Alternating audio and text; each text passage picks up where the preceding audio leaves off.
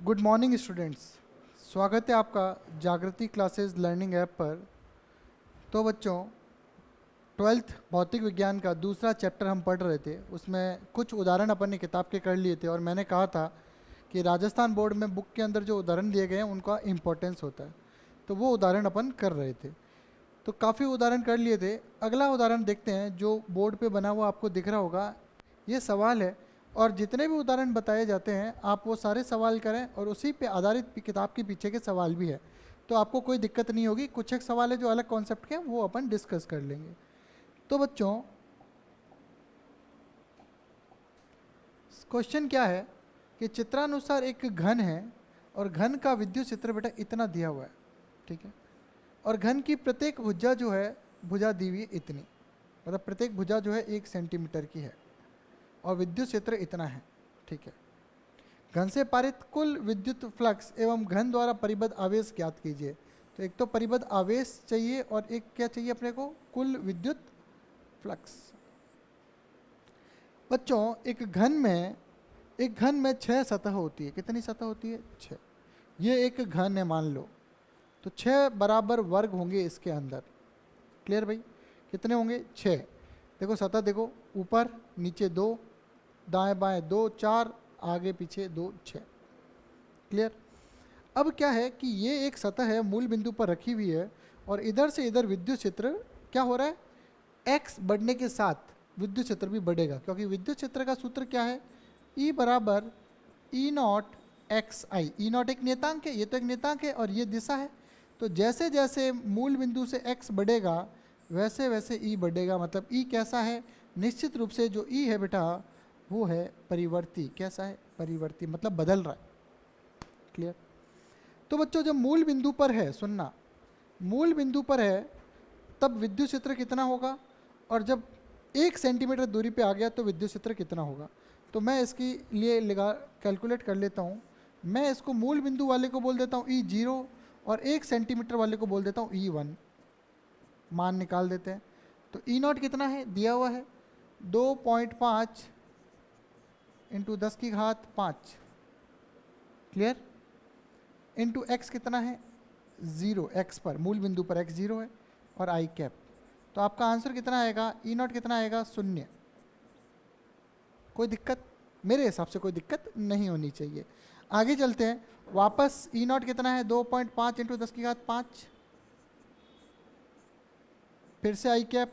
अब दूरी कितनी होगी यहाँ से यहाँ तक के लिए, 1 सेंटीमीटर दूरी पे, मतलब जब दूसरी सतह आ जाती है। पहले तो 0 पे एक सतह, दूसरी सतह कहाँ है, यहाँ पे। ठीक है भाई, तो ये भी निकाल लेते हैं। तो यहाँ पे रखेंगे 1 सेंटीमीटर। 1 सेंटीमीटर कितना होता है, पहले 1 सेंटीमीटर रख देते हैं, कोई दिक्कत थोड़ी है। 2.5 इंटू 10 की घात 5 इंटू 1 सेंटीमीटर 10 की घात -2 आई कैप। ये हो जाएगा 2.5 इंटू 10 की घात 3 आई कैप। E1 1 सेंटीमीटर दूरी पर इतना। अब प्यारे बच्चों मेरी बात ध्यान से सुनिए, ये चित्र 3D आपके दिमाग में आना चाहिए कि इस सतह से देखो विद्युत फ्लक्स कहाँ कहाँ किसके कारण होगा। तो आपको पता है कि किसी विद्युत क्षेत्र में रखे किसी तल से लंबवत गुजरने वाली विद्युत क्षेत्र रेखाओं की संख्या, ठीक है। तो ये तल है, इससे लंबवत गुजरेगा विद्युत क्षेत्र, इसके तो समांतर है, इसके भी समांतर होगा और इसके भी समांतर होगा और इसके भी समांतर होगा। तल लंबवत होना चाहिए और क्षेत्रफल सदिश, देखो मेरी बात सुनो, इसका जो तल है उसके समांतर है, लेकिन इसका जो क्षेत्रफल सदिश है वो बाहर की ओर होगा। तो क्षेत्रफल सदिश के विद्युत क्षेत्र क्या होगा, लंबवत होगा। दो चीज़ें देखना ध्यान से, ये तल है, क्लियर, तल है, ठीक है। और क्षेत्रफल सदिश हमेशा तल के क्या होता है, लंबवत। तो जो चीज़ तल के समांतर है वो क्षेत्रफल सदिश के हमेशा क्या होगी, लंबवत होगी। मैं क्या बोल रहा हूँ सुनना, ये तल है।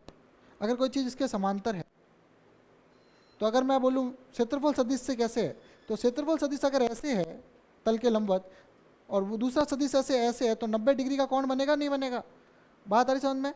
तो देखो वापस कि इस सतह से विद्युत क्षेत्र प्रवेश करेगा, इस सतह से निकलेगा और इन सब के समांतर होगा, तो इनसे गुजरेगा भी नहीं, इनसे गुजरेगा भी नहीं।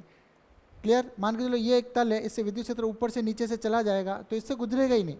अगर ये लंबवत होता तो विद्युत क्षेत्र इसके अंदर से गुजरता। क्लियर? ये ध्यान रखना। तो अपन कह रहे हैं कि अगर से इधर विद्युत क्षेत्र आ रहा है तो सिर्फ इस और इस सतह से गुजरेगा, बाकी सबके कारण कितना होगा 0। तो वो आप देख लेना, ठीक है। अब सीधा सीधा हिसाब लगाते हैं, दो सतह जो है, तो मैं पहली सतह को बोल देता हूँ 1 और पीछे वाली सतह को बोल देता हूँ 2। तो मैंने कहा भाई कुल फ्लक्स कितना होगा, तो पहले तो close integration E dot D S, फिर अपन कह देंगे कि बाकी सभी सतहों के कारण 0 होगा, सिर्फ कौन कौन सी, ए बी ई एफ और ओ सी डी जी के कारण होगा। फ्लक्स जो है क्या होगा, या लिख दो पूरा, सतह 6 है तो 6 सतह के लिए लिख दो भले ही, एक इसमें नियत है तो ये लिखने की ज़रूरत नहीं है। इसमें क्या है, इसमें क्षेत्रफल तो पूरा दिया हुआ है, तो अपन क्या करेंगे ई डॉट एस सीधा लिख दिया और इसका पूरा क्या कर दिया समाकलन, ई डॉट एस, या समाकलन करो नहीं करो कंप्लीट सतह। तो अब देखो, अब अपन क्या करेंगे, फाई बराबर, इसको ऐसे भी लिख सकते हैं, इसको ऐसे भी लिख सकते हैं, ई डॉट एस सभी सतह। अब इसको कैसे लिखेंगे, ई पहली सतह के लिए ई डॉट एस पहली सतह, ई डॉट एस दूसरी सतह, ई डॉट एस तीसरी सतह, ई डॉट एस चौथी सतह, ई डॉट एस पांचवी सतह और ई डॉट एस छठी सतह। तो अपने को लग रहा है बाकी जितनी भी सतह है ये सब में ई और एस क्या होगा, एक दूसरे के लंबवत होगा, तो ये तो सब हो जाएंगे 0, बचेंगे सिर्फ ये दो। तो मैं इसको लिखूंगा फाई बराबर ई एस, ठीक है। अब पहली सतह के लिए ई कितना है E1, एस और कॉस कितना है 0। क्यों है, क्योंकि देखो इसके लिए एरिया सदिश भी इधर होगा और विद्युत क्षेत्र भी इधर होगा, तो दोनों क्या समांतर होंगे। इसके लिए एरिया सदिश पीछे की ओर होगा और विद्युत क्षेत्र इधर होगा, तो दोनों में कोण कितना होगा बताओ, विद्युत क्षेत्र तो इधर होगा और एरिया सदिश इधर होगा, तो कोण कितना होगा 180 डिग्री। तो पहली सतह के लिए ये हो जाएगा। दूसरी सतह के लिए मैं करूँगा ई नॉट, ई की जगह क्या लिखूँगा ई नॉट, क्लियर, ई नॉट। क्यों, देखो पहली सतह मैंने ये मानी है, इसके लिए कर लिया, दूसरी सतह मैंने क्या मानी है, ये मानी है, ठीक है। तो मैं करूँगा दूसरी सतह ये है, इसके यहाँ पे विद्युत क्षेत्र कितना है, मूल बिंदु पर 0, ई 0, एस कॉस कितना 180, क्लियर, ठीक है। अब देखो आपको पता है ई नॉट कितना है, उधर से देखो ई नॉट 0 है तो ये वैसे ही 0 हो जाएगा, तो ये तो वैसे ही 0 हो जाएगा। तो अब फाई क्या बचेगा, फाई बचेगा E1, और E1 कितना है भाई बताओ 2.5 इंटू 10 की घात कितना 3 इंटू, अब आई वाई छोड़ देना क्योंकि अपन ने कोण ले लिया है। फ्लक्स एक अदिश राशि है, फ्लक्स एक अदिश राशि है, इसलिए सिर्फ E1 का परिमाण लिया। एस कितना है, तो एस एरिया कितना है ए स्क्वायर, तो अपन इसके साथ एरिया भी निकाल लेते हैं, ए स्क्वायर सब जरूरत पड़ेगी। तो ए स्क्वायर कितना होगा 1 सेंटीमीटर, 1 सेंटीमीटर का स्क्वायर, 1 सेंटीमीटर होता है 10 की घात -2 मीटर का स्क्वायर, तो ये हो जाएगा 10 की घात -4 मीटर स्क्वायर। तो एरिया भी आ गया, ए से क्या आया, ये एरिया स्क्वायर, ये एरिया निकाल लिया इस सतह का, ए स्क्वायर आया 10 की घात -4 मीटर स्क्वायर, तो 10 की घात -4 मीटर स्क्वायर। मात्रक भले मत लिखो चलेगा क्योंकि सब MKS में कर रहे हैं। तो यहाँ से आ गया 2.5, 10 की घात -1, तो आंसर आ गया 0.25, 0.25 फ्लक्स आ गया, कितना आया 0.25, क्लियर, फ्लक्स आया।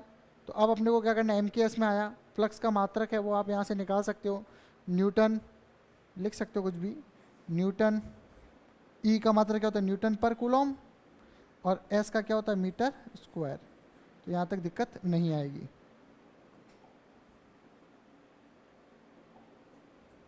क्लियर। अब आ गया फाई का मान कितना आया, फाई कितना, इससे इस पूरे घन से जो फ्लक्स गुजर रहा है वो कितना आया, वो आया 0.25 न्यूटन मीटर स्क्वायर पर कूलम। अब प्यारे बच्चों बस छोटा सा करना है, अपने को फ्लक्स का सूत्र क्या होता है, समेसन क्यू बट्टा एप्सिलॉन नॉट। तो समेसन क्यू कितना हो जाएगा, आवेश पता करना है। अब जब इससे कुल निर्गत फ्लक्स है ही, कुल निर्गत या पारित फ्लक्स है ही, तो आवेश भी होगा, इसके अंदर कुछ ना कुछ आवेश होगा तभी ऐसा हो रहा है।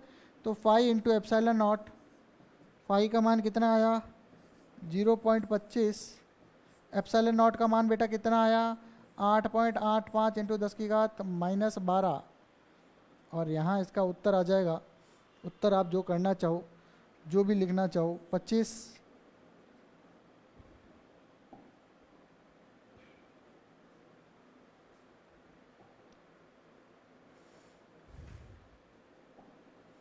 देखो 25, 125, 12, 200, 212, 25 कितना हुआ 200 और 12, 212, 212 का यहाँ कितना आया, अरे यार क्या कर दिया अपन ने गड़बड़।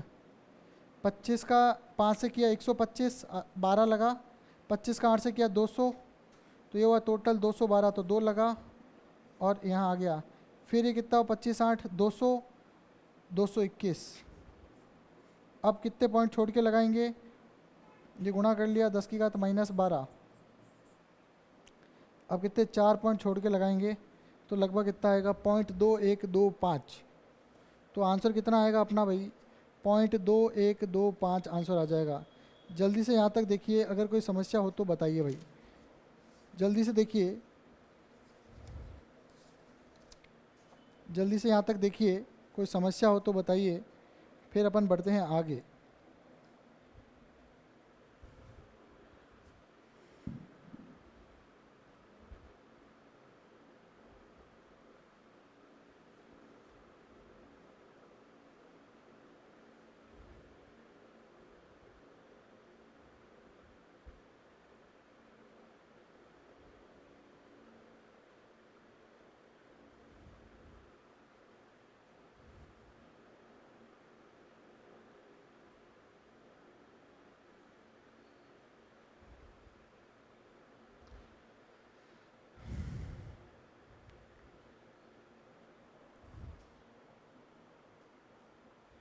क्लियर, इसकी गणना एक बार पुनः देख लो, इसकी गणना कर लेते हैं एक बार।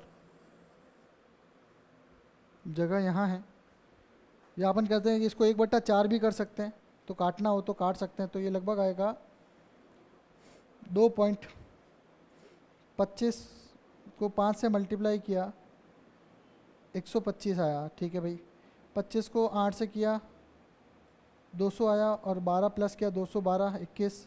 25 को 8 से किया, 25 को जब 8 से किया तो यहाँ देखो 25 200 और 221, तो यहाँ अपना आएगा 221 आंसर, ठीक है ना 221। और फिर 4 अक्षर 1 2 3 4 छोड़ के पॉइंट लगेगा, तो ये बस ये 2.21, तो ये आंसर आ जाएगा आपका 2.21 पीको कूलम। 2.21 पीको कूलम आपका उत्तर होगा, ठीक है भाई, 2.21 पीको कूलम। अब देखो अगला सवाल, जल्दी से देखो इस पे, फिर आगे बढ़ते हैं, ठीक है। सावधानी से करिएगा, थोड़ा सा पॉइंट इधर उधर हो गया तो उत्तर का सब गड़बड़ हो जाएगा। अगला सवाल देखें तो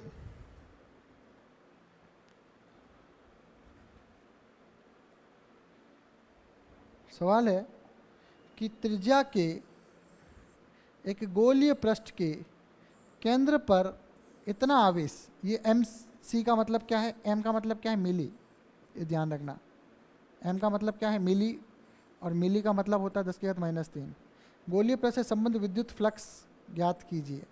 तो चलो पहला एक पोर्शन करते हैं। इसने क्या बोला, एक आवेश है और इसके चारों ओर एक गोलीय पृष्ठ है, छोटा बना देता हूँ, ये आर त्रिज्या का गोलीय पृष्ठ है और केंद्र पे क्या है आवेश है, ठीक है भाई। और त्रिज्या कितना है दी हुई है, आर बराबर 0.03 मीटर। गोलीय पृष्ठ के केंद्र पर आवेश रखा हुआ है Q 7.6 milli coulomb, that is 7.6 और मिली का 10⁻³ कूलम। गोलीय पृष्ठ से संबंध विद्युत फ्लक्स का मान ज्ञात कीजिए। फ्लक्स क्लोज बंद परिपथ है, तो आपको पता है समेसन क्यू बट्टा एप्सिलॉन नॉट सूत्र लगेगा, और आर का कोई मतलब नहीं है, गाउसी पृष्ठ का कोई मतलब नहीं है। ये गोला हो तो भी चलेगा, घन हो तो भी उतना ही फ्लक्स निकलेगा।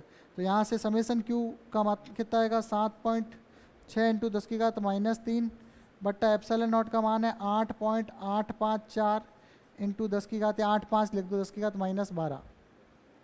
इसको सॉल्व करेंगे तो अपना आएगा फ्लक्स। क्लियर? इसको सॉल्व करेंगे तो अपना फ्लक्स आ जाएगा, तो टोटल जो फ्लक्स आएगा 8.6 इंटू 10⁻5 आएगा। बुक में लिखा हुआ है उत्तर, आप यहाँ से चेक कर सकते हो। गणना आपको करनी है, कर लेना, काटा काटी कर लेना, ठीक है। तो उत्तर आ जाएगा 8.6 इंटू 10⁻5। मात्रक आप फ्लक्स का जो भी लगे आपको सूटेबल वो आप लगा दीजिएगा। क्लियर? तो फाई आगे भी ये उतना उत्तर,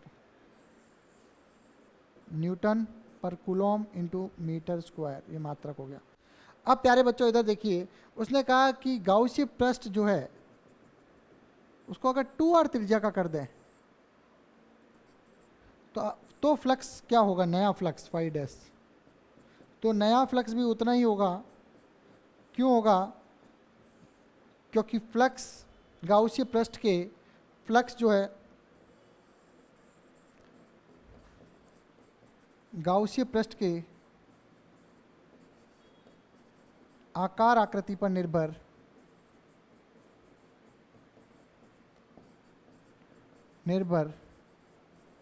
नहीं करता है।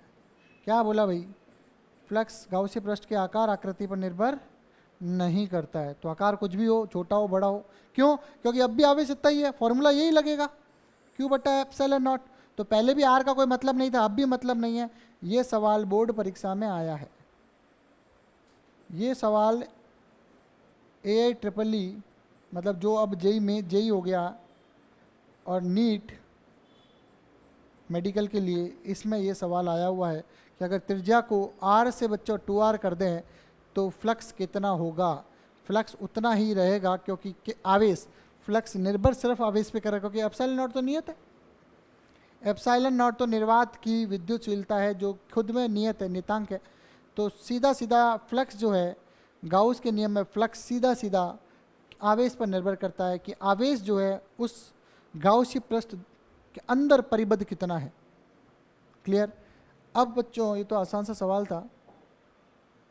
अब सवाल ये है, सुनिएगा, सवाल ये है कि चित्रानुसार, सवाल आपको दिख रहा होगा, नहीं दिख रहा थोड़ा बड़ा कर देते हैं।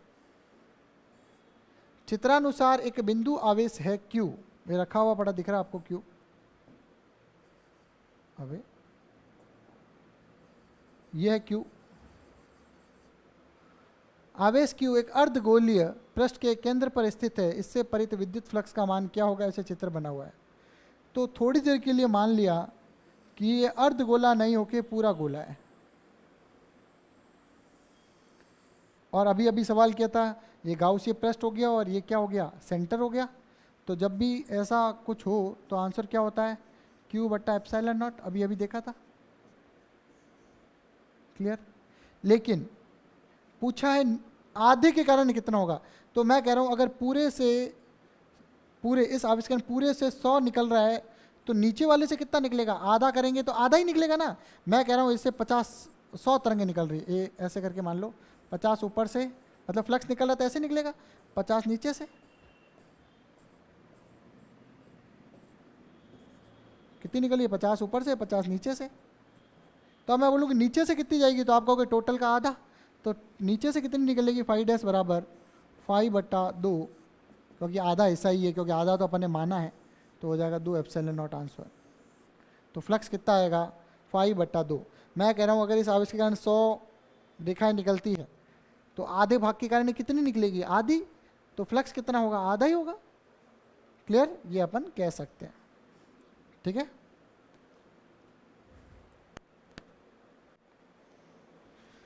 तो और दूसरे तरीके से कह सकते हैं कि एरिया आधा ही होगा, तो भी आधा मान सकते हैं। नेक्स्ट। तो प्यारे बच्चों देख लो भाई, यहाँ तक मेरे हिसाब से आपको समझ में आ गया होगा। और फिजिक्स में देखो फील करके पढ़ना होता है, फिजिक्स को मज़ा आना चाहिए बस। सारी बात मज़े की ही है, ठीक है। लोग इतनी मेहनत क्यों करते हैं अभी, क्योंकि बाद में मज़ा आए। मैं बार बार बता रहा हूँ, दो चीज़ें मैं आपको पहले भी बता चुका हूँ और अभी भी बता रहा हूँ कि ज़िंदगी में बेटा दो चीज़ें हैं। क्या है? ध्यान से देखना भाई, ध्यान से देखना, बड़े काम की चीज़ है। ज़िंदगी में दो चीज़ें, एक तो है संघर्ष और दूसरा है बेटा मज़ा। जो चीज़ पहले चाहिए पहले ले लो, दूसरी बाद में अपने आप मिल जाएगी। अगर ज़िंदगी में अभी पढ़ाई के दौरान आपने संघर्ष किया तो ज़िंदगी में आपकी बढ़िया नौकरी लगेगी और बाद में आपके आनंद है, मज़े हैं। क्या है भाई? आनंद है, आनंद की अनुभूति है। और मान के चलो अभी आपने पढ़ाई के दौरान, अभी पढ़ाई के दौरान आपने क्या कर दिए, पहले आपने कर लिए भाई, आपने कर लिए मज़े। क्या कर लिए? आपने कर लिए, इसको रखा पीरियोडिटी पे, मज़े।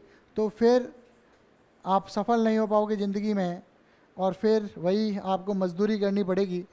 तो फिर ज़िंदगी में वही संघर्ष है।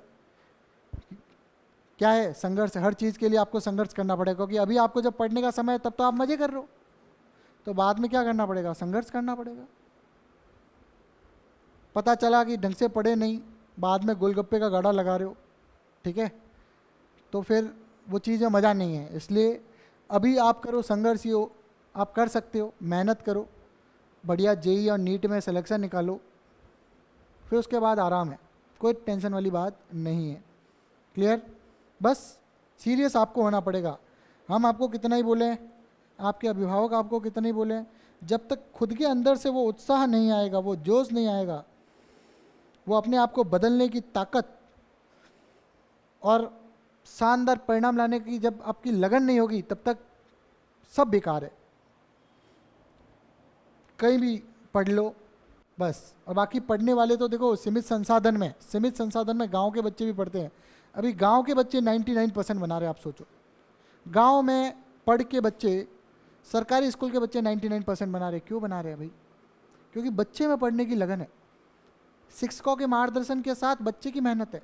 एक शिक्षक सभी को पढ़ाते हैं, क्लास में 100 बच्चे बैठे, सबको पढ़ा दिया, लेकिन एक ही बच्चा टॉप कर जाता है। क्यों करता है? क्योंकि डेफिनेटली शिक्षक मार्गदर्शन सबका करता है, लेकिन वो बच्चा जो है एक, वो शिक्षक की बातों को बड़ी गहनता से समझता है, उसको इम्प्लीमेंट करता है। सभी नहीं कर पाते, तो डेफिनेटली रिजल्ट आएगा। तो ये ऑनलाइन क्लासेस जो है ये इसी का फ़ायदा है। आप चाहे स्कूल में पढ़ो, ऑफलाइन कोचिंग में पढ़ो, ऑनलाइन पढ़ो, मेहनत आपको करनी है। बस हम आपका मार्गदर्शन करते हैं, हम आपको चीज़ें आसान करके बता सकते हैं, किसी चीज़ का कॉन्सेप्ट बता सकते हैं, किसी का ट्रिक बता सकते हैं, चीज़ें समझा सकते हैं। क्योंकि खुद किताबें बोलती नहीं है, किताबों से पढ़ सकते हो, कोई दिक्कत नहीं है, लेकिन साइंस किताबों से पढ़ना मुश्किल है। क्यों मुश्किल है? क्योंकि किताबें बोलती नहीं है। अब कहीं आपको डाउट आ गया तो किताब आपको बोल के समझाएगी नहीं कि यार मेरे कहने का मतलब तो ये था। क्लियर? इसलिए ऑनलाइन क्लासेस का इंपॉर्टेंस बढ़ जाता है। इसलिए एक वीडियो को आप 2-2 3-3 बार देखो। रेगुलर क्लास में टीचर ने एक बार समझा दिया, क्लास बेल बज गई, चलो अगले दिन नया टॉपिक। यहाँ तो अगर आपको समझ में नहीं आया तो आप पीछे फॉरवर्ड करके 2 बार टीचर की बात को सुन सकते हो, 3 बार सुन सकते हो। क्लियर? कहीं भी जाओ, मान के चलो घूमने चले गए 4 दिन कहीं फैमिली के साथ, वहाँ भी पढ़ सकते हो। क्या है, दिन में 2 घंटे तो निकालने, पूरे दिन थोड़ी घूमते रहते हो, भटकते रहते हो। तो चलो, ये सवाल मैंने करवा दिया। अब अगला सवाल, मैं एक बार पीछे सवाल देख लेता हूँ, कोई सवाल अपना छूटा नहीं हो है। ये हो गया, ये हो गया, इधर के सारे सवाल हो चुके हैं। अब आते हैं अनंत विस्तार की सवाल। बच्चों ध्यान से देखिए, क्या है सवाल? है कि एक अनंत विस्तार की अचालक परत के 1 सेंटीमीटर स्क्वायर क्षेत्रफल में, कितने क्षेत्रफल में? 1 सेंटीमीटर स्क्वायर क्षेत्रफल में 17.70 माइक्रो कूलम। देखो 70, अब आप कहते हो सर 70 का क्या मतलब है? 70 का क्या मतलब है? 17.7 भी तो लिख सकते थे सर। 0.20 और 0.20 का क्या मतलब है? तो देखो मतलब वही है, लेकिन ये जो है यहाँ पे ये सार्थक अंकों को निरूपित करता है। इसका मतलब है कि पॉइंट के बाद 2 अंक सार्थक अंक, 2 अंक तक तो लेना ही लेना है आपको गणना में। ये इसका इम्पोर्टेंस है। बात आ रही समझ में? तो गणना में सार्थक अंक देखो सार्थक अंक जब 11 में पढ़ते हैं तो हर सवाल में लिखता है सार्थक अंक से हल करो। अब आपको बताया नहीं जाएगा तो आपको लगभग सार्थक अंक कंसिडर करके ही करना चाहिए। क्लियर। तो एक अनंत विस्तार की अचालक परत के 1 सेंटीमीटर स्क्वायर क्षेत्रफल में 17.70 माइक्रोकूलम आवेश है। परत के निकट वायु में विद्युत क्षेत्र की गणना कीजिए। कितने में करनी है भाई? वायु विद्युत क्षेत्र की गणना करनी है। तो एक अनंत विस्तार की कैसी परत है? अचालक परत है। तो पुराना इतिहास याद करो, जब अचालक परत पढ़ते थे तो अपना आंसर कितना आया था? E बराबर सिग्मा बटा 2 एप्सिलॉन नॉट। किसके लिए आया था भाई? अचालक। याद करो। और चालक परत होती तो क्या होता? वापस बता देता हूँ। चालक परत होती तो विद्युत क्षेत्र, कंफ्यूज नहीं हो इसलिए दोनों बता रहा हूँ, ये होता। क्लियर। चालक अचालक में ही है। तो ये परत कैसी है? अचालक परत है। तो E बराबर ये हो गया। सिग्मा तो दिया हुआ नहीं है, आवेश दिया हुआ है, तो अपन क्या करेंगे? E बराबर Q बटा A 2 एप्सिलॉन नॉट। ठीक है भाई, मेरे हिसाब से बच्चों यहाँ तक आपको आ गया। अब कुछ नहीं करना, Q का मान दिया हुआ है, परत है, अचालक परत के 1 सेंटीमीटर क्षेत्रफल दिया हुआ है, और एप्सिलॉन नॉट आपको पता है, मान रखोगे तो आंसर आ ही जाएगा। ये तो आप कर सकते हो, आसान है। तीनों के मान रखने हैं। क्या? सिग्मा बट्टा एप्सिलॉन नॉट को, सिग्मा को मैंने लिखा Q बट्टा A, और 2 एप्सिलॉन नॉट की जगह 2 एप्सिलॉन नॉट है, तो आपको Q का मान दिया हुआ है, A का मान ये रहा, Q का मान ये रहा। माइक्रो का मतलब आपको पता है 10 की घात -6 होता है। क्लियर। और एप्सिलॉन नॉट का मान आपको पता है 8.85 इंटू 10 की घात -12 होता है। मान रखोगे आंसर आ जाएगा। ये आप कर सकते हो।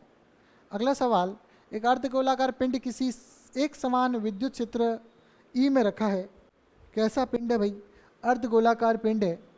सवाल को थोड़ा बड़ा कर दिया जाए, जूम कर दिया, ये लो। ठीक है। अब देखो, एक अर्धगोलाकार पिंड किसी एक समान विद्युत क्षेत्र में ई में रखा है। इसके वक्र पर से संबंध फ्लक्स क्या है? यदि विद्युत क्षेत्र इसके आधार के समांतर, आधार जो होता है ये मान लो आधार है,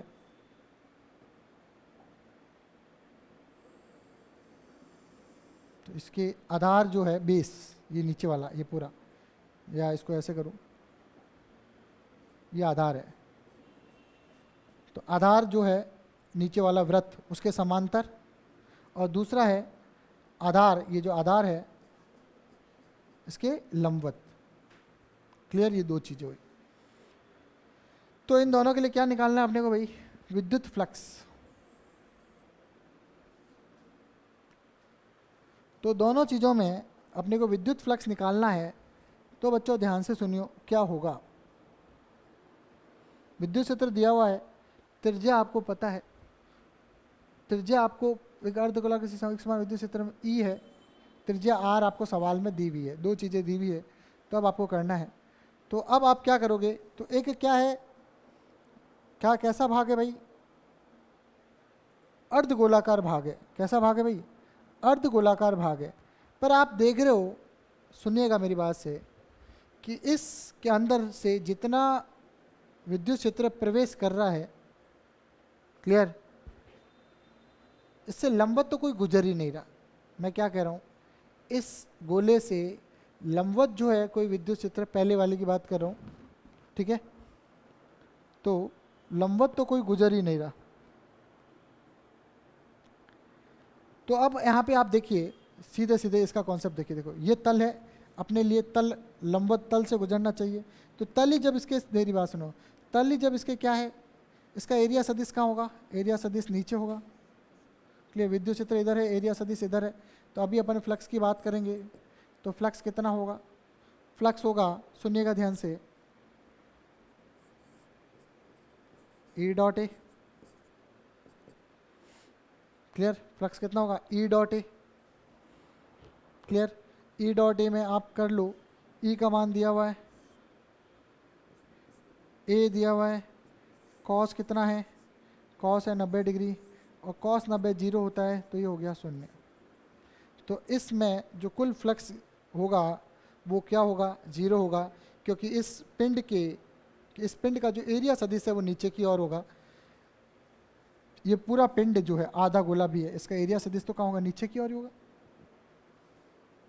अब भी इसका एरिया सदिश नीचे की ओर होगा, लेकिन विद्युत क्षेत्र कहाँ होगा, ऊपर की ओर। तो इसके लिए जो आंसर आएगा 5 वो होगा ई डॉट ए, पुनः मैंने इसको मान लिया एरिया सदिश ए। क्लियर। तो यहाँ पे कितना हो जाएगा, ई ए कॉस 180 डिग्री।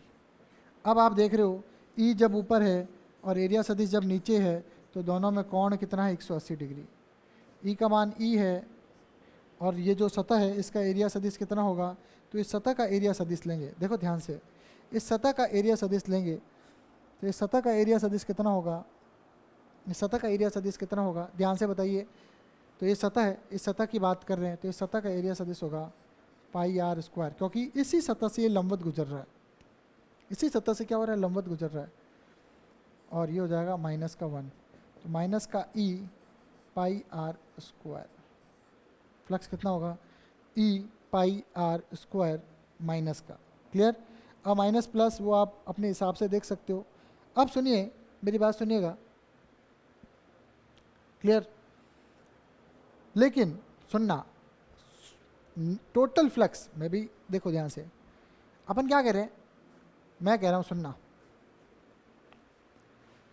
मैंने किसी विद्युत क्षेत्र के अंदर कोई भी चीज़ रख दी, कोई भी चीज़, चाहे आधा गोला रखा, चाहे पूरा गोला रखा, चाहे एक बेलन रखा, इससे निर्गत, इन तीनों से निर्गत फ्लक्स कितना होगा, निर्गत फ्लक्स देखो, इन तीनों से निर्गत फ्लक्स कितना होगा, 0 होगा। कुछ भी हो पर निर्गत फ्लक्स हमेशा 0 होगा इन तीनों से।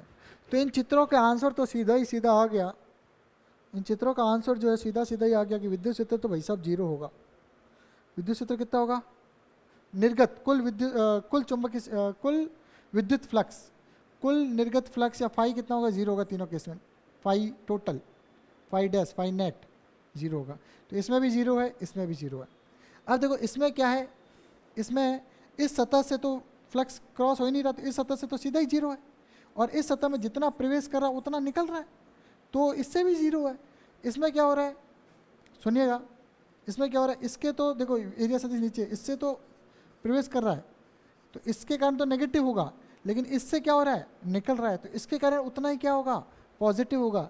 तो नेट आंसर जो अपने को मिलेगा क्या होगा, वो 0 ही होगा। लेकिन नीचे वाली सतह का पूछे तो आंसर होगा ई पाई आर स्क्वायर।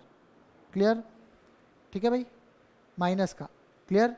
तो अगर टोटल 0 है और इसका नीचे वाली सतह का आपको माइनस का ई पाई आर, तो इस सतह का कितना होगा, इस सतह से निर्गत जो फ्लक्स होगा वो होगा प्लस का ई पाई आर स्क्वायर, क्योंकि नेट तो फ्लक्स 0 होना है। क्लियर। नेट फ्लक्स तो क्या होना है, 0 होना है। क्लियर। तो अब आगे चलते हैं, अगले सवाल, इसको आप एक बार देख लीजिए, फिर अपन जल्दी से आगे बढ़ते हैं। भाई इसका मतलब कॉन्सेप्ट इस सवाल में सिर्फ और सिर्फ इतना ही है, कॉन्सेप्ट है कि भाई आकृति किस तरह से रखी हुई हो। तो आपको इस आकृति में तो दिख ही रहा है कि कोई फ्लक्स होगा ही नहीं, पहली आकृति में तो जब फ्लक्स होगा ही नहीं तो दोनों सतह से 0 ही होगा। दूसरी सतह में एक सतह से नेगेटिव होगा, तो इस सतह से, सुनना, ये वक्र वाली सतह से नेगेटिव होगा, पॉजिटिव होगा, और इस सतह से क्या होगा, नेगेटिव होगा। तो इससे नेगेटिव होगा, इससे पॉजिटिव होगा, दोनों जोड़ेंगे तो ओवरऑल क्या हो जाएगा, 0। अब मैं चलता हूं आगे, एक बार देखिएगा, कहीं पे कोई भी समस्या हो, कोई भी समस्या हो, ठीक है, मुझे नहीं लगता कोई दिक्कत होनी चाहिए। अब बच्चों अगला सवाल है 2.10। ये थोड़े से सवाल आगे पीछे हैं तो आज ज़्यादा टेंशन है। एक परिमित विस्तार के सीधे तार पर रेखीय आवेश घनत्व जो है बच्चों दिया हुआ है 2 माइक्रो कूलम पर सेंटीमीटर, रेखीय आवेश घनत्व। और आपको पता है कि रेखीय आवेश घनत्व होता है लैम्बडा, कोई दिक्कत नहीं है। और वायु में 20 सेंटीमीटर दूरी कितनी है भाई, डिस्टेंस r से लेते हैं। तो बिंदु पर विद्युत क्षेत्र की तीव्रता, विद्युत क्षेत्र ज्ञात करना है भाई। आपको पता है E बराबर कितना होता है, इसके कारण lambda upon 2 pi epsilon not r, बस कोई ज़्यादा दिमाग नहीं है। लैम्बडा का मान रख दिया, लैम्बडा का मान भी मैं रख देता हूँ। देखो 2 माइक्रो कूलम पर है, तो 2 माइक्रो का मतलब होता है 10 की घात -6, 2 पाई का मान कितना है 3.14, एप्सिलॉन नॉट का मान कितना है 8.85 इंटू 10⁻⁻12, और आर कितना है 20 सेंटीमीटर, 20 और सेंटीमीटर, सेंटी को मीटर में बदला, अपन सारा एमकेएस में करते हैं। अब करनी है गणना, क्या करनी है, गणना करनी है, और अपना आंसर निश्चित रूप से जल्द आ जाएगा। आप जल्दी से अगर कर सकते हो तो गणना करिए, नहीं तो मैं बढ़ता हूँ आगे। क्लियर? एक मेथड ये हो गया। दूसरा मेथड आपको पता है कि अगर मैं ये फॉर्मूला था, इसको मैं 2 से ऊपर नीचे गुणा करूँ, सुनना, तो ये हो जाएगा 2 लैम्बडा, और 2 से नीचे गुणा किया तो ये कितना हो जाएगा 4 पाई एप्सिलॉन नॉट, मतलब ये हो जाएगा के बट्टा आर। ये भी हो सकता है, तो के का मान सीधा भी रख सकते हो 9 इंटू 10⁹, 2 लैम्बडा है 2 माइक्रो, तो लैम्बडा की जगह रखा 2 माइक्रो, माइक्रो का मतलब होता है -6, और आर होता है 20 सेंटीमीटर, तो 20 सेंटीमीटर। अब इसको हल करेंगे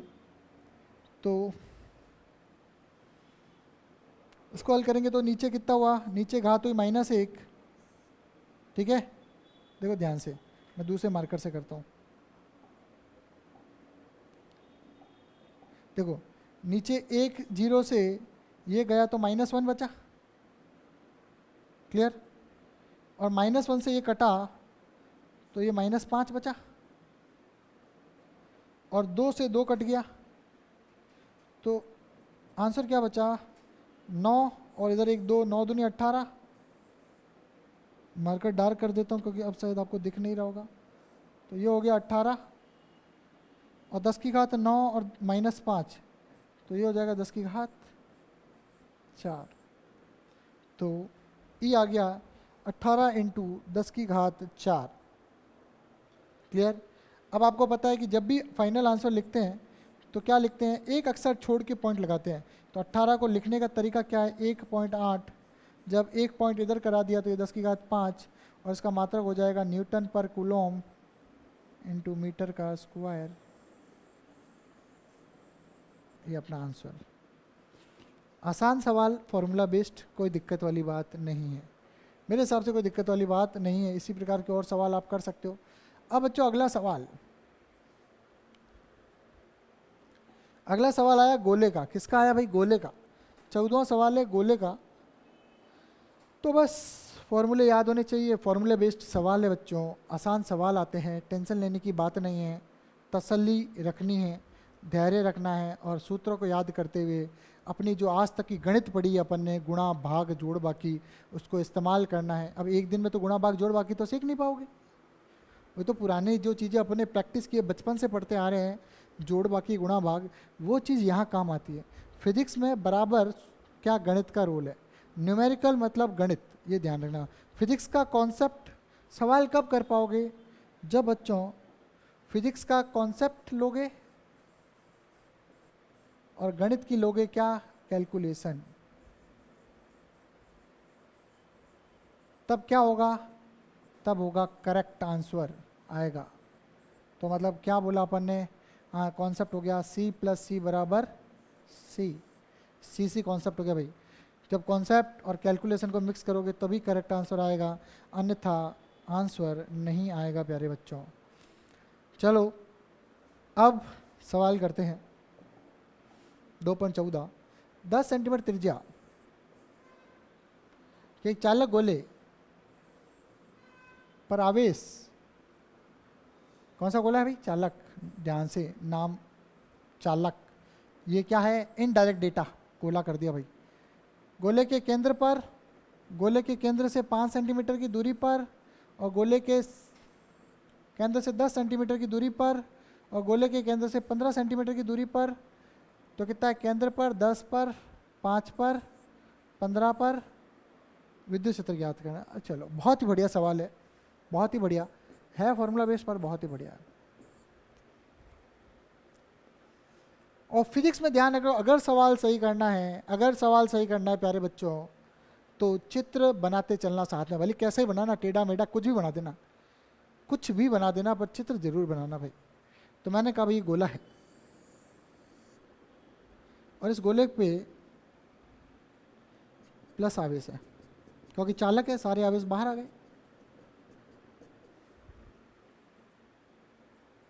सेंटर है। गोले की त्रिज्या कितनी है? 10 सेंटीमीटर।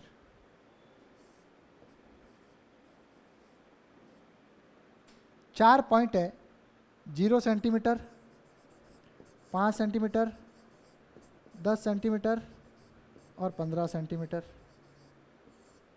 तो ये तो 15 सेंटीमीटर वाला तो r is greater than r हो जाएगा।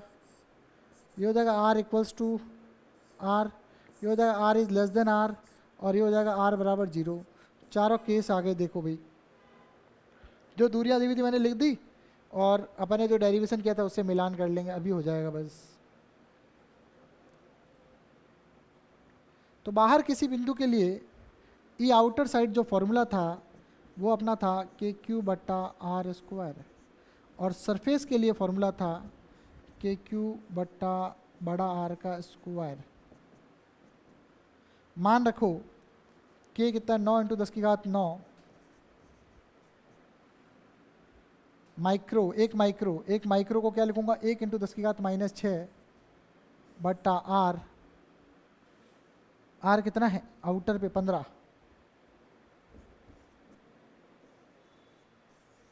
15 सेंटीमीटर और 10 सेंटीमीटर के लिए सॉल्व कर रहे, ठीक है पहले। तो 15 सेंटीमीटर को मैं क्या लिखूंगा? 15 इंटू 10 की घात -2 का स्क्वायर। तो ये हो जाएगा 9 इंटू 10 की घात 3 गुणा कर लिया, ये हो जाएगा 225 इंटू 10 की घात -4।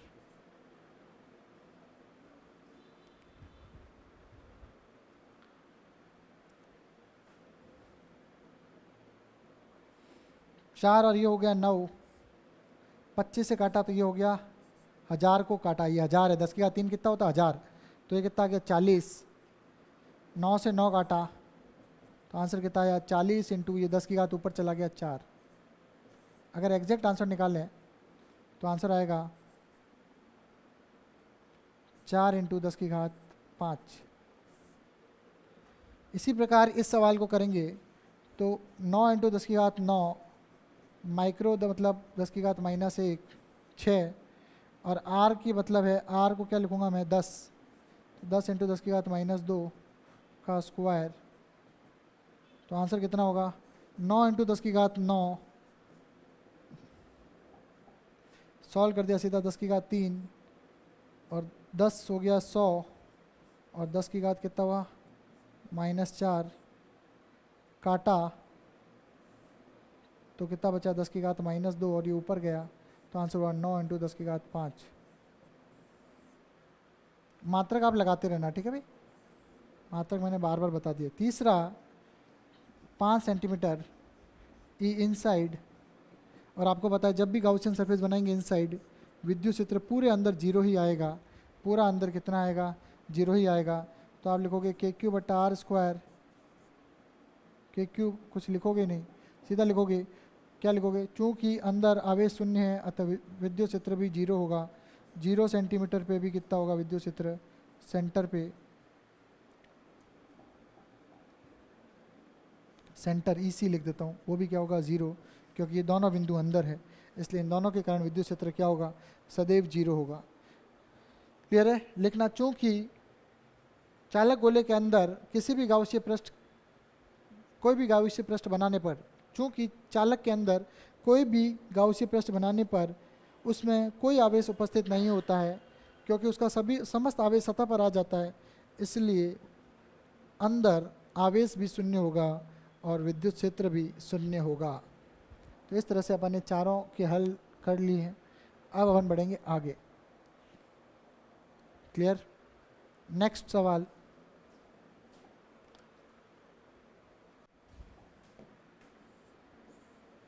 सवाल देखिए, एक परिमित चालक पट्टिका पर पृष्ठ आवेश जो घनत्व है वो 4 इंटू 10 की घात -6, और पट्टिका के निकट एक आवेश इतना रखा हुआ है, आवेश पर लगने वाला विद्युत बल का मान कितना होगा? सवाल है 2.13। तो सीधी सीधी बात है कि क्या है? अपरिमित चालक पट्टिका है भाई। कैसी पट्टिका है? नाम देखना कैसी है? चालक। चालक पट्टिका के कारण विद्युत क्षेत्र का सूत्र होता है E बराबर सिग्मा बट्टा एप्सिलॉन नॉट। ये मैंने पीछे बताया है, सिग्मा बट्टा एप्सिलॉन नॉट, देखिए बताया है।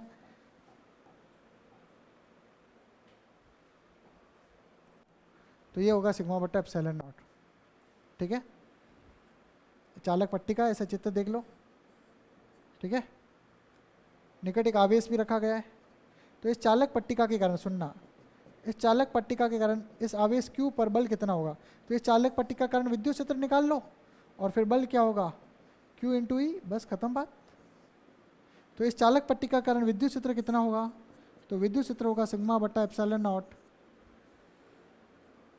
सिग्मा पृष्ठ आवेश घनत्व, सिग्मा का मान दिया हुआ है और एक आवेश है Q का मान ये दिया हुआ है। दोनों के मान मैंने देख लिए, इसी में लिख दिए। तो सिग्मा का मान दिया हुआ है 4 × 10⁻⁻⁶। ये सेंटीमीटर -2 नहीं है, सी बड़ा सी है, मतलब कूलॉम पर मीटर स्क्वायर है। ध्यान रखना कि सेंटीमीटर मत समझ जाना इसको, ये तो सब गड़बड़ हो जाएगा मामला। सेंटीमीटर में सी छोटा होता है, इसमें सी बड़ा है, थोड़ा सा सावधानी भी रखनी है। और आपको वो भी पढ़ना है, नाम क्या है, पृष्ठ आवेश घनत्व। तो पृष्ठ आवेश घनत्व में सेंटीमीटर कहाँ से आएगा भाई, एप्सिलॉन नॉट होता है 8.85 × 10⁻⁻12। अब Q का मान कितना है, Q एक आवेश Q है तो माइनस है, तो माइनस मैं अभी नहीं रख रहा क्योंकि मुझे पता है कि विद्युत क्षेत्र उधर होगा, सुनना, लेकिन बल इधर लगेगा। क्यों लगेगा, क्योंकि आवेश कैसा है, नेगेटिव है। आवेश कैसा है, नेगेटिव है। तो सदिश रूप में लेना चाहो तो सदिश रूप में ले लो। चलो, Q कितना है, तो Q का मान अगर परिमाण नहीं साथ लेना है तो ले लो माइनस, कोई दिक्कत नहीं है। -6 इंटू विद्युत क्षेत्र कितना है, 4 × 10⁻⁻6 और 8.85 × 10⁻⁻12। और विद्युत क्षेत्र की दिशा कहाँ है, आई कैप। सदिश लिया ना, इसलिए सदिश मान के किया है मैंने, कर सकते हो, कोई दिक्कत नहीं।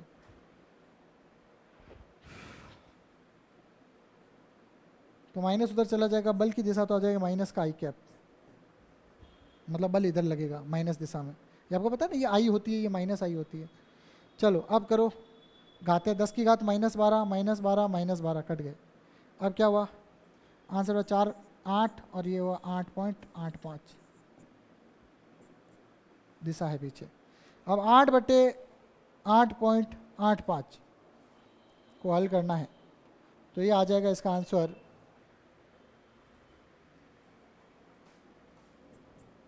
0.903 माइनस का I cap. This is the answer, 0.903 into 10 की घात तो है ही नहीं, माइनस आई कैप। यहाँ तक हो गया सवाल। अब ज़्यादा सवाल नहीं बचे हैं, अब इसको ख़त्म करते हैं। एक इलेक्ट्रॉन, ये भी बढ़िया सवाल है।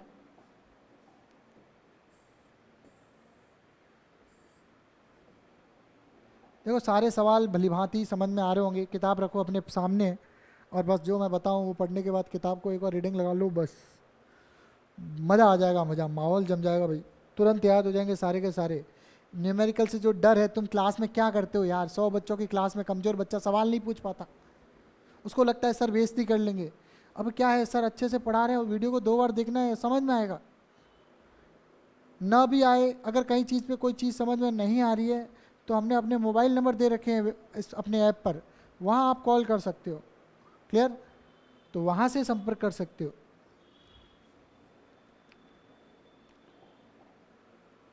एक इलेक्ट्रॉन, तो इलेक्ट्रॉन भी है और त्रिज्या भी है, ध्यान रखना। वृत्ताकार पथ है, अनंत रेखीय आवेश है, चारों ओर चक्कर लगा रहा है। यदि आवेश का घनत्व इतना है तो इलेक्ट्रॉन का वेग का मान ज्ञात कीजिए।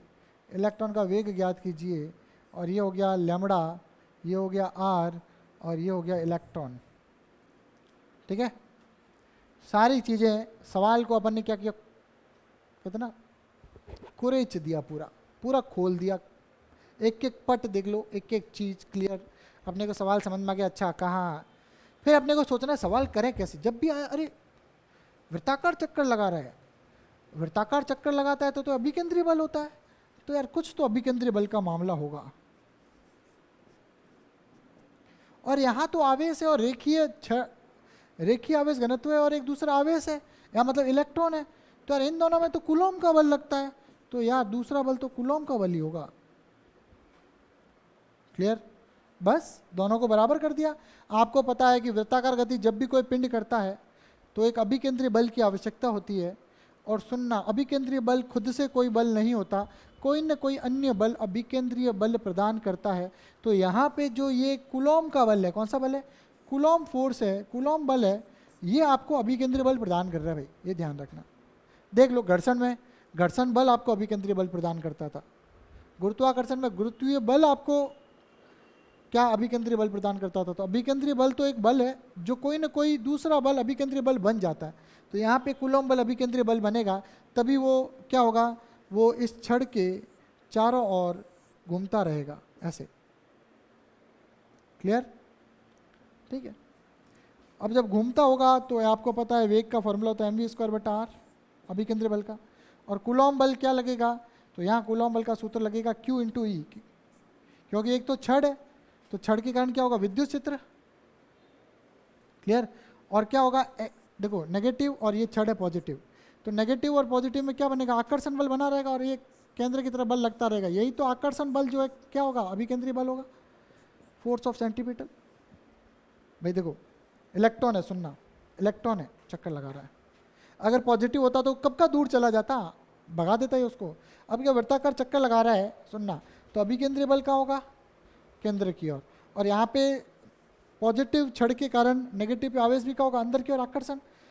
बात है समझ, तो उसी आकर्षण के कारण ये घूमता रहता है। जैसे एक प्रोटॉन के चारों ओर इलेक्ट्रॉन घूमता है, एक प्रोटॉन के चारों ओर इलेक्ट्रॉन भी तो अभिकेंद्रीय बल लगता है वहाँ पे भी। क्लियर? वहाँ पे भी क्या होता है, कूलॉम बल होता है, वैसे ही सेम है। तो आप इसको परमाणु मॉडल की तरह मानो। परमाणु मॉडल में जो होता है ना, इलेक्ट्रॉन घूमता रहता है नाभिक के चारों ओर, वैसे यहाँ एक छड़ है जहाँ पे बहुत सारे पॉजिटिव है, इसके चारों ओर एक इलेक्ट्रॉन घूम रहा है राउंड राउंड। ठीक है? तो प्यारे बच्चों,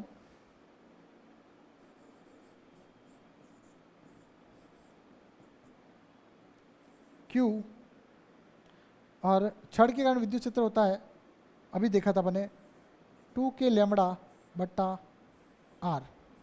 अभी सूत्र देखा था, λ/2πε0r ये होता है वैसे। और मैंने बताया था 2 से ऊपर नीचे गुणा करो, 2πε0r, 2 से ऊपर नीचे गुणा करो तो ये क्या बन जाता है, 2k λ/r। ये भी विद्युत क्षेत्र का सूत्र छड़ के कारण, रेखीय आवेश घनत्व के कारण। अब अपना हो गया आंसर। देखो बेटा सीधा r से तो r गया, और इसने त्रिज्या दी हुई थी, पर मुझे नहीं लगता त्रिज्या का कोई काम था, मुझे तो वेग चाहिए। तो मैंने कहा ठीक है भाई, Q 2k λ/m और उसका आ गया √2q। इलेक्ट्रॉन कौन घूम रहा है, आवेश किसका, इसका बल इस पे लग रहा है, तो ये कौन है, इलेक्ट्रॉन। तो इलेक्ट्रॉन का आवेश आएगा। इलेक्ट्रॉन का आवेश क्या होता है, 1.6 इंटू 10⁻⁻19, 9 इंटू 10⁹ और लैम्बडा कितना भी 10⁻⁻6। क्लियर? अब देखो ये यहाँ पे छोटा सी लिखा हुआ है, लेकिन ये गलत लिखा हुआ है, प्रिंटिंग मिस्टेक है। यहाँ सी क्या होगा, बड़ा, सेंटीमीटर नहीं होगा भाई, कूलॉम पर मीटर। मात्रा क्या होता है, कूलॉम पर मीटर, क्योंकि आपको पता है सूत्र क्या होता है, Q/L, तो कूलॉम पर मीटर ही होगा ना। तो ये मिसप्रिंट है किताब में, ध्यान रखना। तो कितना 10⁻⁻6 बट्टा मास। मास किसका, इलेक्ट्रॉन का। इलेक्ट्रॉन का ही मास लेंगे तो मास, क्योंकि तो 9.0 इंटू 10⁻31 दिया हुआ है, तो टेंशन नहीं लेनी है, बाकी कर दिया √। अब बच्चों देखो जल्दी जल्दी देखो, जल्दी जल्दी देखेंगे तो जल्दी जल्दी करेंगे। 9.6 नहीं, 9 पॉइंट कितना है भाई, 9 ही लिखा हुआ है, ठीक है। तो देखो सीधा सीधा मैंने तो 9 से 9 गया, इतना समय है नहीं अपने पास।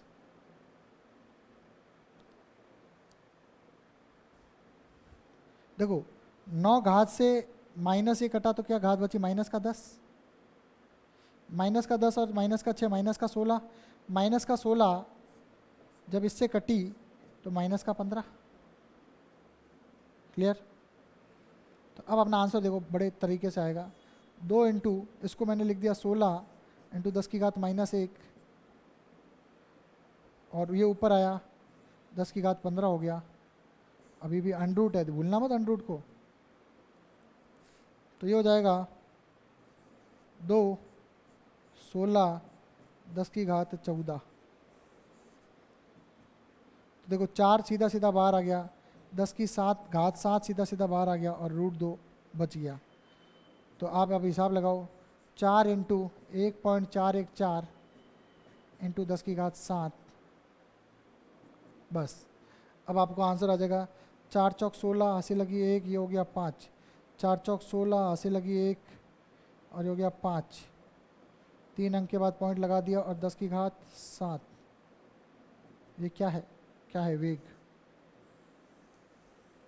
वेग किस में आएगा भाई? मीटर प्रति सेकंड में, क्योंकि सब अपन ने एमकेएस में किया है। तो 5.65 ऐसा कुछ आंसर आएगा भाई। तो जो आंसर आएगा वो कितना आएगा भाई? 5.65। सवाल कौन सा था? 11वां। 5.65 इंटू 10⁻7, यही उत्तर आएगा, करके देख लेना। क्लियर भाई? यहाँ तक हो चुका?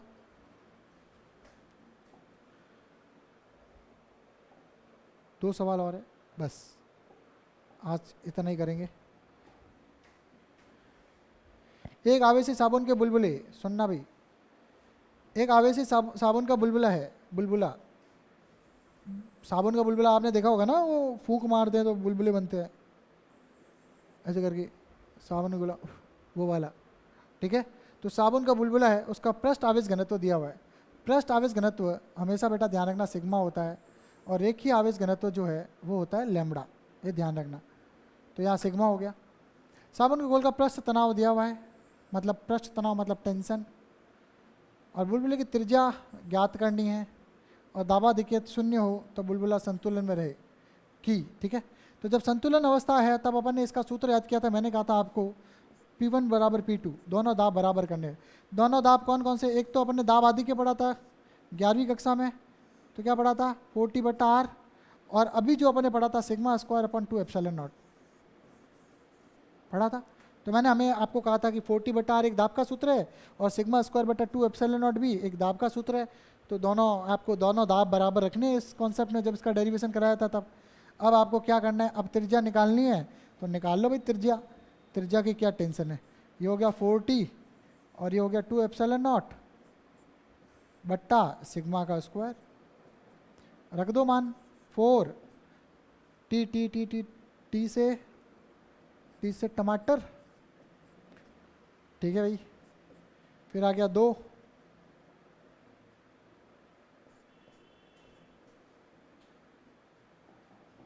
ब्रैकेट नहीं बना रहा, 4 टी का मान रख दिया, फिर है 2 क्या है? 2 तो 2 है ही, और ये है 8.85 इंटू 10⁻12। प्यारे बच्चों, sigma sigma sigma sigma sigma कहाँ है भाई? ये रहा सिग्मा, पृष्ठ आवेश घनत्व 2.96 माइक्रो, 2.96, और ये है माइक्रो मतलब 10⁻⁻6 का स्क्वायर। क्लियर? अब आप कर लोगे बड़े आराम से। हल करना है, कैलकुलेशन है वो तो आपको ही करनी पड़ेगी, जोड़ बाकी गुणा भाग सब लग रहा है इसमें, कर करा के आप इसका हल निकाल सकते हो। अब बढ़ते हैं अपन आगे। मेरे हिसाब से देखो ये सॉल्व कर लेना आप, इतना तो आपको HW दिया मैंने, कभी कभी तो HW मिलता है। अब देखो आज क्लास का अंतिम सवाल कि एक 10 सेंटीमीटर त्रिज्या के अचालक गोले पर 0.5 माइक्रोकूलम आवेश एक समान रूप से वितरित है। गोले के केंद्र से 8 सेंटीमीटर दूरी पर 10 सेंटीमीटर पर 20 सेंटीमीटर पर बिंदुओं पर विद्युत क्षेत्र की तीव्रता ज्ञात करो। सुनना, एक गोला है,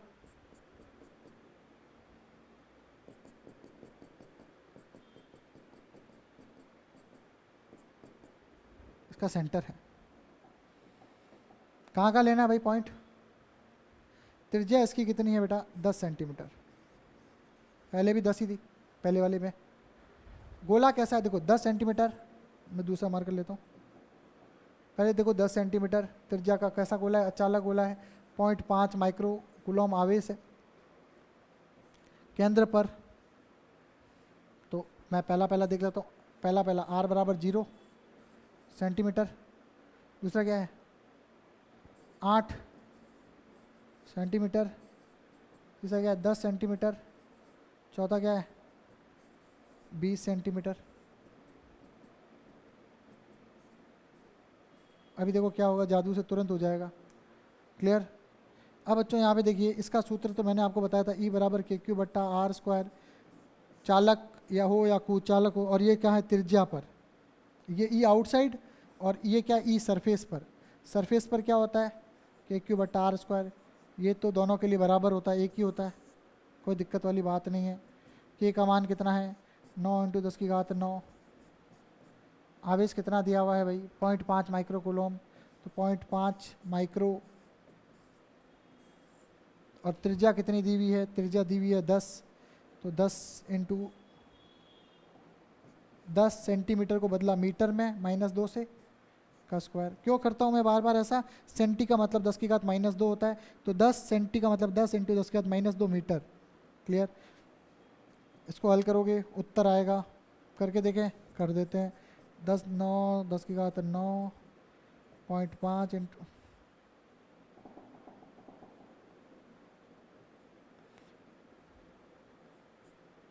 0.5 इंटू 10 की घात कितना 3 बट्टा, ये हो जाएगा 100 इंटू 10 की घात -4। तो काटा, बचा कितना -2, -2 जब ऊपर गया तो ये कितना हो गया 5, और 9 × 5 = 45, तो ये हो गया 4.5। ये आ गया आपका उत्तर। इसी प्रकार इसका करेंगे, 10 की घात 9, Q दिया हुआ है तो Q उतना का उतना। अब जो दूरी है R, ये है 20 सेंटीमीटर, तो 20 × 10 की घात -2 का स्क्वायर। हल करेंगे तो ऊपर वाला हो जाएगा 4.5, गुणा कर लिया 9 × 5 = 45, इंटू 10 की घात 3 बटा नीचे कितना हो जाएगा 400 × 10 की घात -4। जब 2 जीरो से इसके 2 जीरो गए और 2 जीरो ऊपर जाएंगे तो +2 हो जाएंगे। क्लियर। तो आंसर आएगा 4.5 बट्टा 4 इंटू 10 की घात 5। 4.5, 4 एकम 4, फिर लगाया 10 4 एकम 4, 4 दूनी 8, लगभग इतना कुछ होगा। क्लियर। तो 1.12 10 की घात 5। जल्दी से देखिए 2.16 का आंसर है 1.12, लगभग ऐसा कुछ आएगा। ठीक है, फिर पीछे बचेगा देख लेना, कुछ 5 आएगा कुछ 2। तीसरा सवाल, केंद्र पर कोई आवेश नहीं होता, इसलिए ई सेंटर पे क्या होगा 0।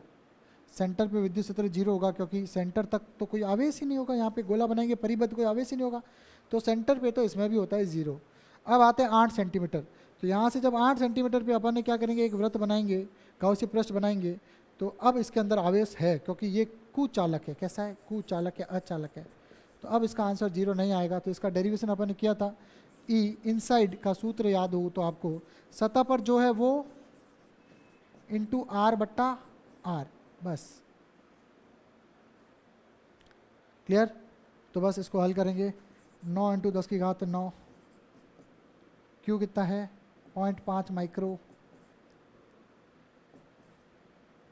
R कितना है 8 सेंटीमीटर,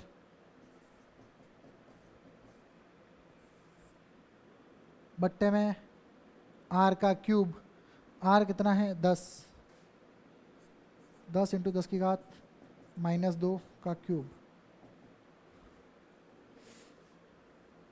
ये हो जाएगा 9 × 5 = 45, 4.5, 10 की घात 3।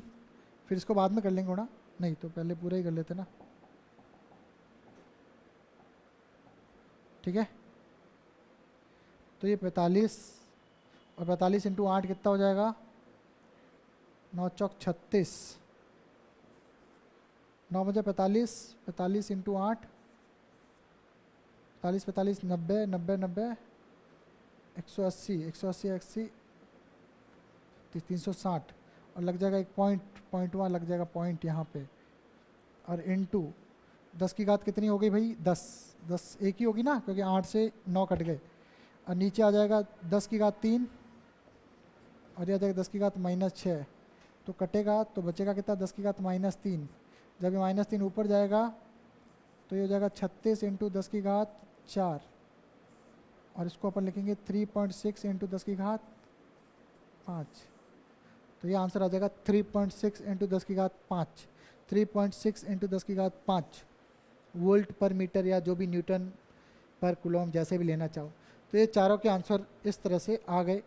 तो प्यारे बच्चों, आप इसको देखते रहना। इसी के साथ आज की क्लास हम यही समाप्त करेंगे। न्यूमेरिकल है, बहुत ज़्यादा समय लेते हैं, इसलिए मैंने इनके कॉन्सेप्ट आपको बता दिए, कहीं कहीं पे गणना के लिए आपको बोला है, तो कुछ प्रैक्टिस आप भी घर पे करिए। अगली क्लास में फिर हम इसके कुछ सवाल करेंगे और फिर आगे और अगला चैप्टर स्टार्ट करेंगे। तो अगर आपको ये वीडियो पसंद आया है तो आप इसको ज़्यादा से ज़्यादा लाइक करें, शेयर करें, और अपने जितने भी मित्र हैं, जितने भी फ़ोन के कॉन्टैक्ट्स में आपके जितने भी दोस्त हैं, जितने भी व्हाट्सअप ग्रुप है, उसमें दबादब आप इसको शेयर करिए और हमारा सहयोग करिए। इसी के साथ आज की क्लास यहीं समाप्त करते हैं। धन्यवाद।